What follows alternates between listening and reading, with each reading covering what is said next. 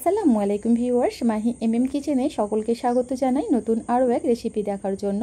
সুজি, ডিম আর নারকেল দিয়ে একদমই ইউনিক, মুখে স্বাদ লেগে থাকার মতো ভীষণই সুস্বাদু একটি পিঠা রেসিপি তোমাদের সঙ্গে শেয়ার করব। চলো তাহলে সম্পূর্ণ রেসিপিটা প্রথম থেকে শেষ পর্যন্ত দেখে নিই, আশা করছি ভালো লাগবে। পিঠা তৈরি করার জন্য প্রথমে মিক্সিং বোলের মধ্যে স্বাভাবিক তাপমাত্রায় থাকা 2টা ডিম ফাটিয়ে নিচ্ছি। অর্থাৎ ডিমগুলো যদি ফ্রিজে থাকে অবশ্যই আধা ঘন্টা আগে বার করে রাখবে, তারপর এই পর্যায়ে ইউজ করবে। তার সাথে দিয়ে দিলাম 4 থেকে 5 ফোঁটার মতো ভিনিগার। তবে তোমরা চাইলে এখানে সামান্য একটু লেবুর রস অথবা ভ্যানিলা এসেন্সও ব্যবহার করতে পারো, এতে করে দেখবে পিঠার মধ্যে ডিমের স্মেলটা পাবে না। একটা হ্যান্ড উইচতে 4 থেকে 5 মিনিট সময় নিয়ে ডিমটাকে খুব ভালোভাবে ফেটিয়ে নিয়েছি। এই কাজটা অবশ্যই একটু সময় নিয়ে করতে হবে, একদম স্মুথভাবে ডিমটাকে ফেটিয়ে নিতে হবে। ডিমটা খুব ভালোভাবে ফেটানো হয়ে গেলে এখানে মেজারমেন্ট কাপ মেপে হাফ কাপ পরিমাণ সুজি অল্প অল্প করে অ্যাড করে হ্যান্ড উইচ দিয়ে খুব ভালোভাবে নেড়ে চেড়ে মিশিয়ে নেব। দেখতেই পাচ্ছ বন্ধুরা, সমস্ত সুজিটা এখানে আমি ব্যবহার করেছি। খুব ভালোভাবে নেড়ে চেড়ে মিশিয়ে নেবার পর দিয়ে দিচ্ছি মেজারমেন্ট কাপ মেপে 1/4 কাপ ফ্রেশ নারকেল কোড়া। এখানে নারকেল কোড়াটা অবশ্যই ব্যবহার করবে, এতে করে পিঠার টেস্টটা দ্বিগুণ বেড়ে যাবে।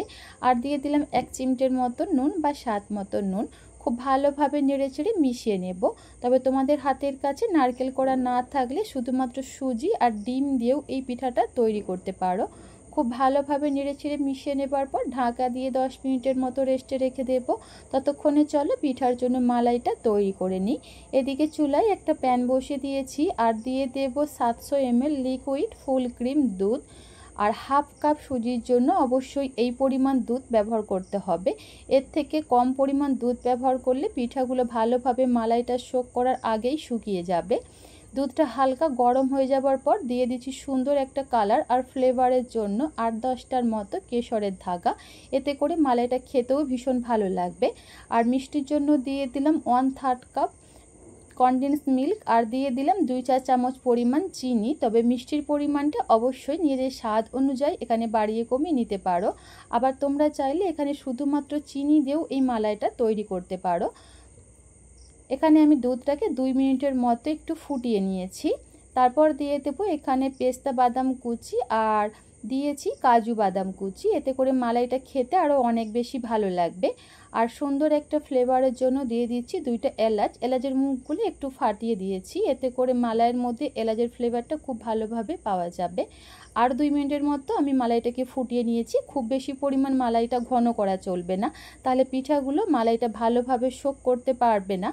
তো এর থেকে বেশি আর ঘন করব না। চুলোর ফ্লেমটাকে অফ করে ঢাকা দিয়ে মালাইটা একটা সাইডে রেখে দেব। ঠিক 10 মিনিট পর ফিরে আসলাম। আর এই 10 মিনিটের মধ্যে দেখতে পাচ্ছ সুজিটা কিন্তু খুব সুন্দরভাবে নরম হয়ে গেছে আর আগের তুলনায় ব্যাটারটাও কিন্তু অনেকটাই ঘন হয়ে গেছে। তাই এখানে খুবই সামান্য পরিমাণ একটু আমি তৈরি করে রাখা মালাই অ্যাড করছি। প্রায় 2 চা চামচের মতো মালাই ব্যবহার করেছি। খুব ভালোভাবে নেড়ে চেড়ে মিশিয়ে নেব। দেখতেই পাচ্ছ বন্ধুরা, ব্যাটারটা কিন্তু একদম রেডি পিঠাটা তৈরি করার জন্য। এবার পিঠাগুলো ভেজে নেবার জন্য চলে যাচ্ছি চুলায়।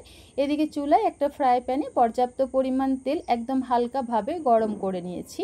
তারপর এইভাবে একটা মেজারমেন্ট চামচ মেপে মেপে আমি ব্যাটারগুলো দিয়ে দিচ্ছি, এতে করে প্রতিটা পিঠাই একই সাইজের হবে, দেখতে সুন্দর লাগবে। তো একটা সাইড যখন পিঠাটার হালকাভাবে ভাজা হয়ে যাবে অপর সাইডটাও উল্টে দিচ্ছি। আর এই পিঠাগুলো কিন্তু খুব বেশি লাল লাল করে ভাজা যাবে না, হালকা সাদা বা এইভাবে সাদা করেই কিন্তু ভেজে নিতে হবে।